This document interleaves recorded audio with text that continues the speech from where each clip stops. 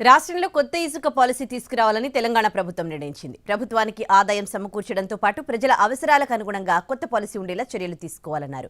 దీనికి గాను ఇతర రాష్ట్రాల్లో విధానాలను అధ్యయనం చేయాలని సూచించారు సీఎం రేవంత్ రెడ్డి. తెలంగాణ ముఖ్యమంత్రి రేవంత్ రెడ్డి కీలక నిర్ణయం తీసుకున్నారు. రాష్ట్రంలో ఇసుక అమ్మకాలకు కొత్త పాలసీ రూపొందించాలని అధికారులను ఆదేశించారు సీఎం రేవంత్. తమిళనాడు, కర్ణాటక, ఏపీ తదితర రాష్ట్రాల విధానాలపై అధ్యయనం చేయాలని సూచించారు. ప్రస్తుతం అమలు చేస్తున్న ఇసుక విధానం అవినీతి దందాగా మారిందని అన్నారు.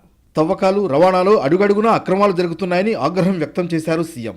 ప్రభుత్వానికి ఆదాయం సమకూర్చడంతో పాటుగా ప్రజల అవసరాలకు అనుగుణంగా ఉండే విధి విధానాలు ఉండేలా కొత్త పాలసీ రూపొందించాలని అధికారుల్ని ఆదేశించారు.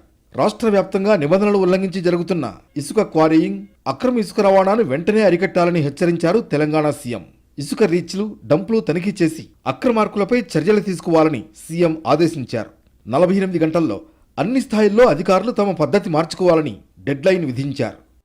2 రోజుల తర్వాత విజిలెన్స్, ఏసీబీ విభాగాలను రంగంలోకి దింపాలని అధికారులను ఆదేశించారు రేవంత్ రెడ్డి. అన్ని జిల్లాల్లో వెంటనే తనిఖీలు చేపట్టాలని, బాధ్యులైన ఏ ఒక్కరిని వదిలిపెట్టవద్దని హెచ్చరించారు సీఎం. అన్ని రూట్లలో ఉన్న టోల్గేట్ల వద్ద నమోదైన డేటా ఆధారంగా ఇసుక లారీల అక్రమ రవాణా మొత్తం బయటకు తీయాలని అధికారుల్ని ఆదేశించారు. ఇప్పుడున్న ఇసుక రీచ్లు, డంపులన్నీ తనిఖీ చేయాలని, తప్పులుంటే జరిమానాలు వేస్తే సరిపోదని, అంతకు మించి కఠిన చర్యలు తీసుకోవాలని సూచించారు రేవంత్ రెడ్డి.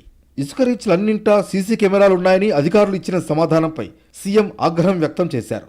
గత ఏడాది మార్చి 1న కరీంనగర్ జిల్లా జమ్మికుంట పాదయాత్రకు వెళ్లినప్పుడు మానేరు వాగులో తనుగుల ఇసుక క్వారీకి వెళ్లిన సందర్భాన్ని గుర్తు చేసి అక్కడ సీసీటీవీ కెమెరాలు లేవన్న విషయాన్ని గుర్తు చేశారు. ఈ నెల 3వ తేదీన రవాణా విభాగంతో నిజామాబాద్, వరంగల్ రూట్లలో ఆకస్మిక తనిఖీలు చేయించినట్లు ముఖ్యమంత్రి చెప్పారు. 83 ఇసుక లారీలను తనిఖీ చేస్తే 22 లారీలకు అనుమతి లేదని గుర్తించారు. ఒకే పర్మిట్, ఒకటే నెంబర్తో 4-5 లారీలు ఇసుక రవాణా చేస్తున్నట్లు బయటపడిందని అన్నారు సీఎం రేవంత్. ఈ లెక్కన 25% అక్రమంగా ఇసుక తరలిపోతోందని సీఎం అంచనాగా చెప్పారు. టీఎస్ఎండీసీ కేంద్రంగా జరుగుతున్న అక్రమాలను అరికట్టి గనులు, భూగర్భ వనరుల విభాగాన్ని సమూలంగా ప్రక్షాళన చేయాల్సిన అవసరం ఉందని అన్నారు సీఎం రేవంత్.